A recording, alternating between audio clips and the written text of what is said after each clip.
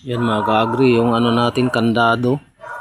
Kinakalawang, minsan nag-stock up, ayaw mabuksan. Nahirapan ako eh. Yan, tinan mo, kinakalawang eh. Kapag umulan kasi, umano kasi ito eh. Kinakalawang, tsaka hirap mabuksan. Ito lang gawin natin mga ka-agri. Painitin natin tong pinakaano ng kandado natin. Yan. Tapos, iano natin sa takip. Para di siya makaano ba kapag uulan, di siya mapasukan ng tubig. Ito kasing dahilan kasi kapag uulan yung magkaroon ng kalawang kaya hirap mabuksan eh. Kakainin ng kalawang yung lock niya eh. Yung pinakaano ng kandado niya eh. Kaya itong gagawin natin. Minsan kapag nagbukas ako nito, lalagyan ko pa ng oil yung butas nito eh. Ngayon itong gagawin natin mga ka-agri. Ayaw pa tumalab eh. Dahan-dahan lang, painitin lang natin tong ano na to, yung kasyang-kasya lang ba. Yan mga ka-agri.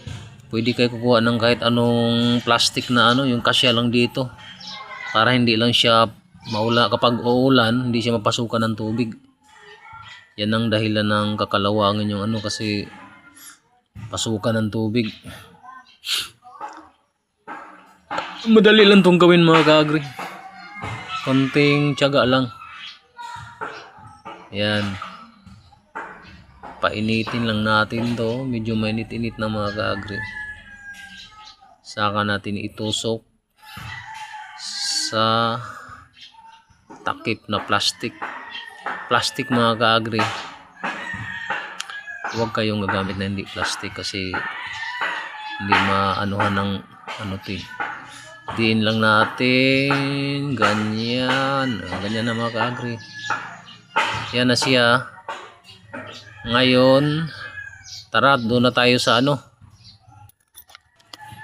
Dito talaga ako nahirapan mga ka-agri. Yan o. Yan ang problema ko. Kaya gumawa ako ng paraan mga ka-agri.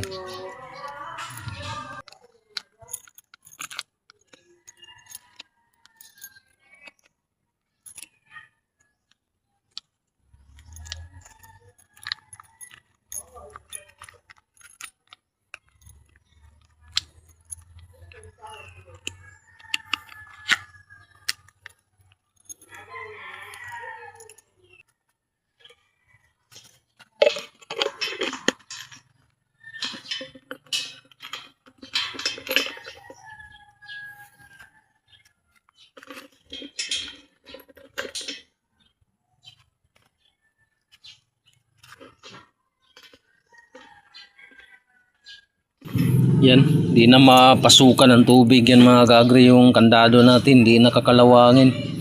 Ganyan lang kasimple mga ka-agri. Yan ang gagawin natin pag ano may problema yung ano natin, kandado sa labas na hirap mabuksan dahil sa kalawang, stock up na ba.